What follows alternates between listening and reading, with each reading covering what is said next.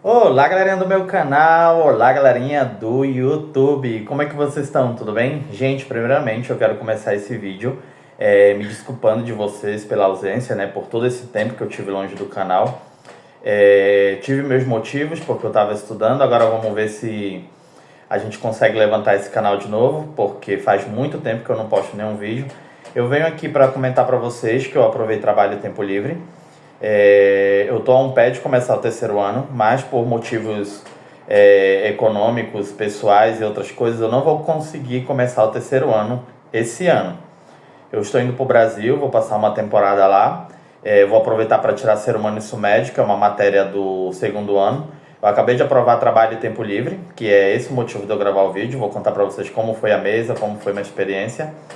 E vou adiantando para vocês que eu não vou cursar o terceiro esse ano, eu vou aproveitar para tirar Ser Humano Médio, vou voltar para minha casa no Brasil para dar um tempo lá, conseguir juntar um dinheiro lá. E para quando eu voltar, eu começar o terceiro ano estabilizado. Até porque o terceiro ano tem prática, tem hospital, tem centro de saúde, tem laboratório de farmácia, tem semiologia.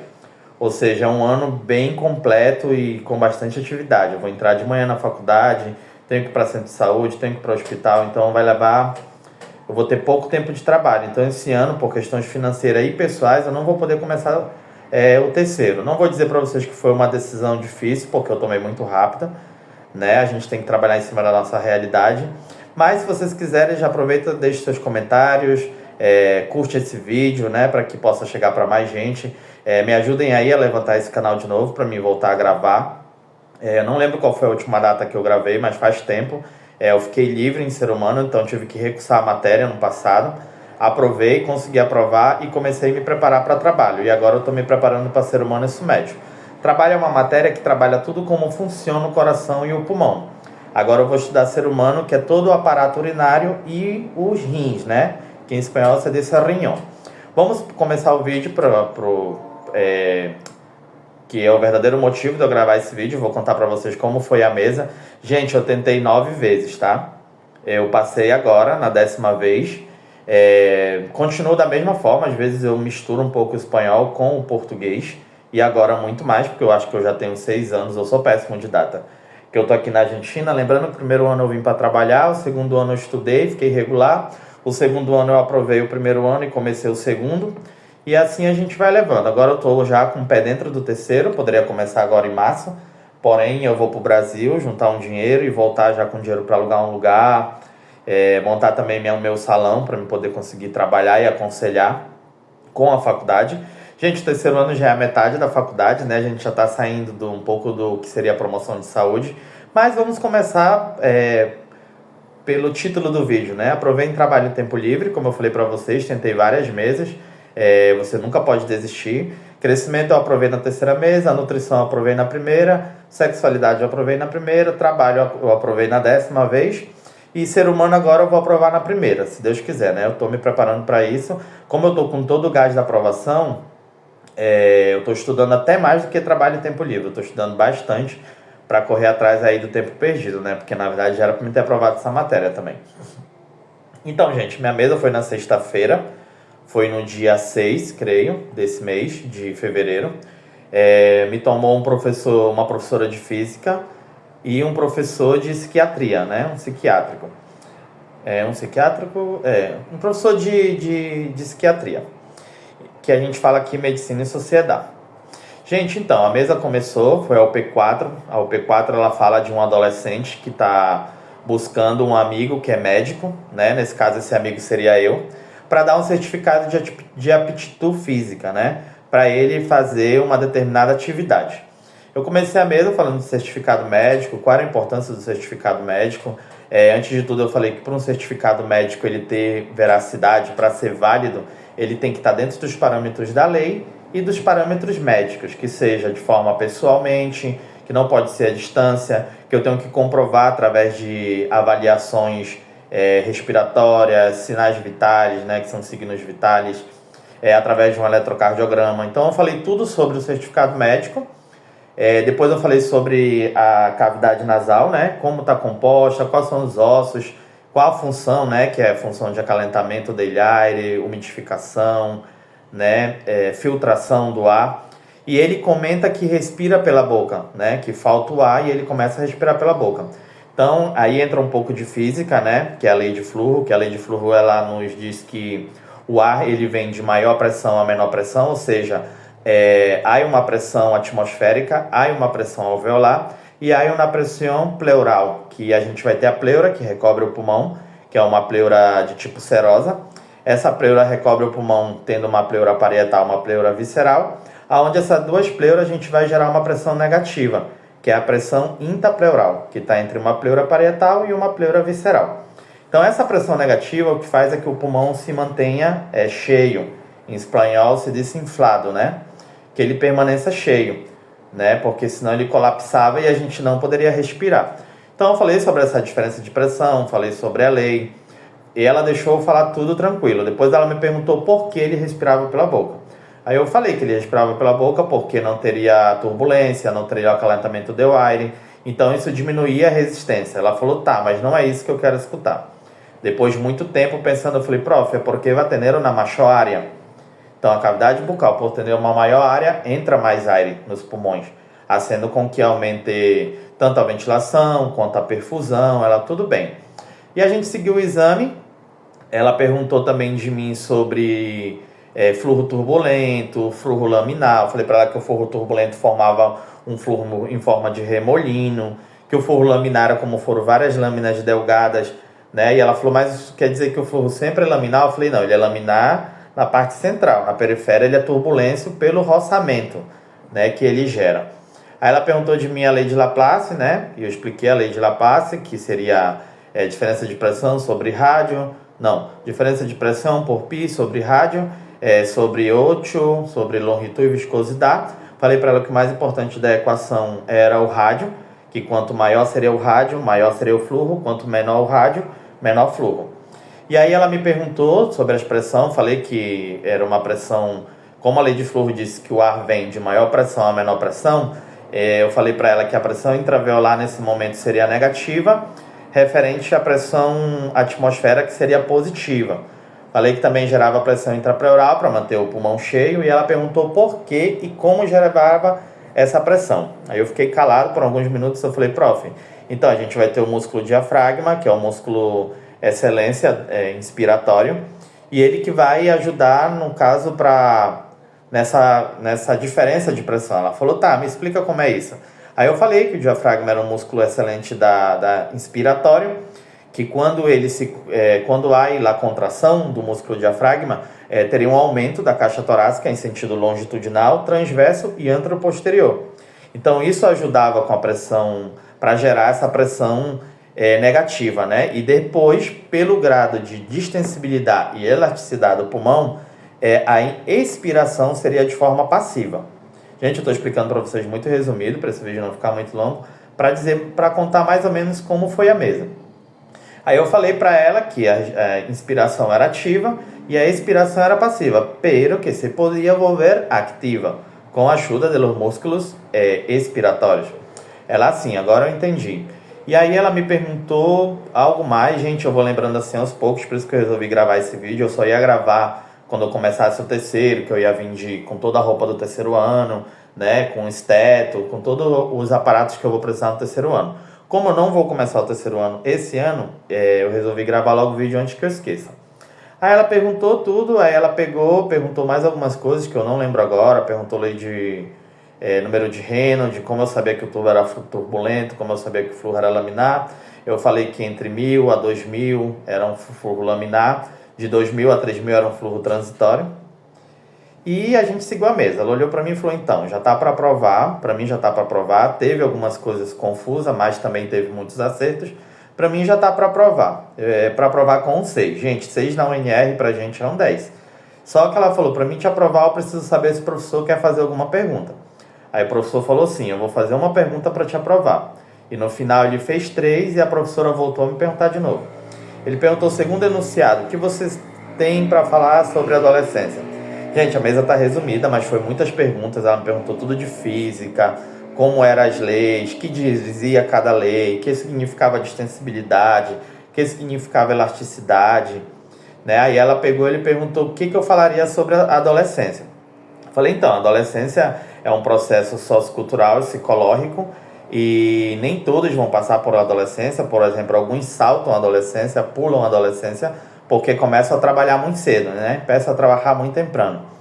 Então, era muito comum na adolescência os adolescentes buscar fazer uma atividade física, porém, eu como médico, o que eu diria para ele era que ele não fizesse atividade física só na adolescência, que não também na sua fase adulta e em todo o seu ciclo vital. Quando eu falei a palavra ciclo vital, ele abriu os olhos assim, porque os professores gostam de escutar essas palavras mais formal, né? Mais, digamos, científica. E aí, como eu falei com muita segurança, ele não perguntou o que significava o ciclo vital. O ciclo vital ele é dado desde o nascimento, né, até a morte, né? Ou seja, acompanha toda a nossa vida, desde o nascimento até a morte. E falei para ele falou, o que mais? Ou seja, então, Matias está buscando ganhar massa muscular. Então, sim, eu posso dizer para ele que ele tem como ganhar massa muscular. Porque a massa muscular, o aumento da massa muscular se dá por hipertrófia, por aumento da célula, e não por hiperplásia. Não é que vai ter o aumento do número de células, senão que o tamanho. Ele falou muito bem. O que mais você faria a parte da espirometria? Agora eu lembrei. Eu também falei tudo de espirometria, que a espirometria era um exame para a professora anterior, que a espirometria era um estúdio que se usava a partir de um espirômetro acoplado na computadora, onde nesse exame a gente ia obter os volumes respiratórios, e a partir dos volumes respiratórios a gente ia obter as capacidades respiratórias. Falei todos os volumes: volume de reserva inspiratório, expiratório, volume residual, volume corrente, capacidade pulmonar total, capacidade residual funcional, capacidade vital. E a outra capacidade não me lembro agora, mas eu falei todas as capacidades, como era, que é o volume de reserva inspiratória, é o volume de ar que se pode respirar al final de uma respiração normal. Como lo puedo obtener? A partir de uma respiração forçada. Expliquei cada volume, cada capacidade, ela muito bem. Falei do certificado. Falei que se eu desse certificado para Matias sem fazer essas provas funcionais, que seriam os volumes respiratórios, se tratava de um certificado de complacência. O que é o certificado de complacência? É um certificado com informações falsas ou errôneas. Ela muito bem, não me perguntou nada do certificado. Quando ela ia perguntar, eu já ia respondendo. Aí falei de adolescência, ele falou a parte da espirometria, que foi o que eu acabei de falar para vocês. O que mais você fez? Então, eu falei, nem sempre é necessário fazer um estudo de espirometria diretamente. Eu posso evaluar os signos vitais, frequência respiratória, frequência cardíaca, temperatura, pulso, oximetria, e a partir da frequência respiratória eu já posso obter se é algo patológico ou não. Ele falou, tá, mas não é isso. O que mais você faria a parte dos signos vitais? Eu falei, então, eu faria um hemograma completo. Aí ele falou pra mim, desculpa, gente. Aí ele falou pra mim, sim, um hemograma completo. Tá bem, mas não é isso. Algo de eletricidade. Aí eu falei, então, a gente pode fazer o eletrocardiograma. O eletrocardiograma é um estudo gráfico da atividade elétrica do coração em função do tempo. É muito importante aclarar que é um exame feito da atividade elétrica do coração em repouso. Se eu preciso fazer um exame da atividade elétrica do coração em exercício, eu necessito fazer outro estudo, né, que é outro estudo. E aí ele não me perguntou, porque eu não preciso saber. Eu sei qual é o exame, mas eu não preciso saber, porque isso é coisa do 4º, 5º ano, né? Não é agora. Então ele não me perguntou. E aí ele já estava na segunda pergunta. Eu só comigo, não era só uma pergunta? Me perguntou de novo. Aí ele falou para mim, perguntou todos os parâmetros do eletrocardiograma, por que a onda P, por que a onda T. A maioria das coisas eu não deixei ele me perguntar. Eu já fui logo falando o que eu tinha de conhecimento sobre o eletrocardiograma, porque eu tinha estudado muito.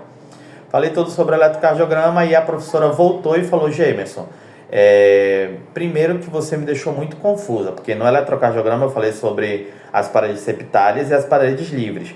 Não entendi o que você quis falar com isso e tal, na verdade que eu estou confusa. O que você quer dizer com paredes livres e paredes septárias? Eu falei, prof, então, histologicamente, o coração ele vai estar formado histologicamente por duas estruturas. Por exemplo, quando a gente fala do tabique interventricular, a gente vai ter 2 endocárdios e 1 miocárdio entre médio.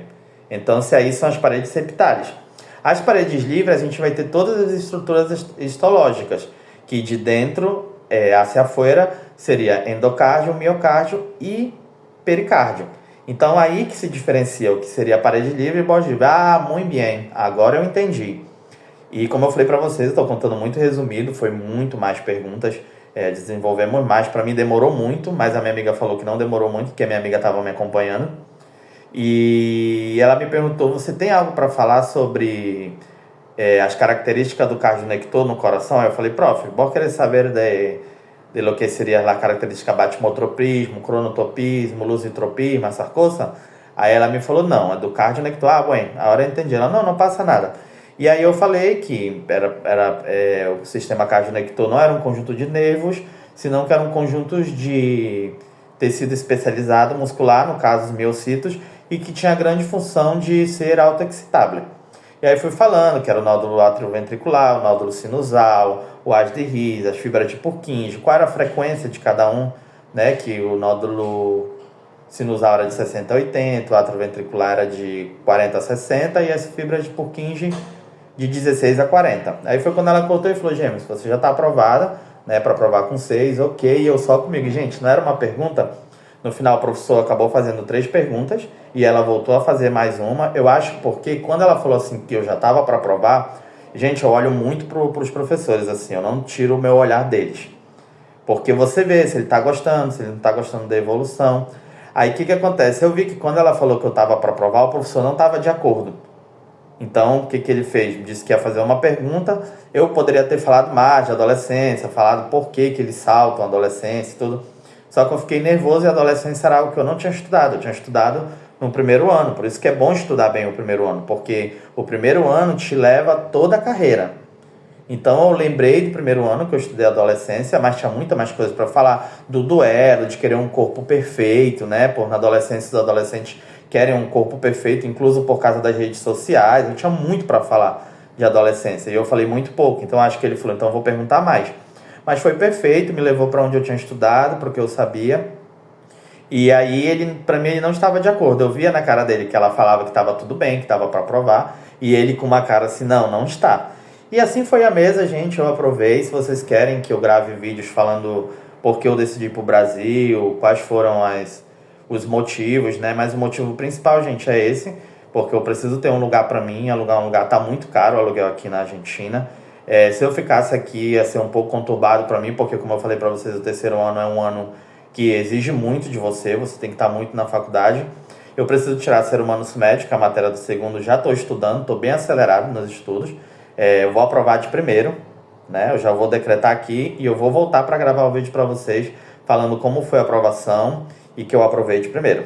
Ok, gente? Espero que tenham gostado do vídeo. Já aproveite e deixe seu like. Eu sei que eu passei muito tempo longe daqui, que eu devo essas 1000 desculpas, eu peço para vocês. Mas deixe seus comentários, deixe seu like para que eu possa seguir gravando e contar para vocês o motivo de eu ir para o Brasil. Mas é esse, é financeiro, gente. Se eu tivesse condições de entrar num apartamento hoje, pagar tudo, em torno de uns 10 mil reais eu precisaria para entrar no apartamento e depois só pagar o aluguel mensual, né? E é isso, gente. Espero que tenham gostado. Um beijo, um forte abraço e nos vemos no nosso próximo vídeo. Tchau, hasta luego.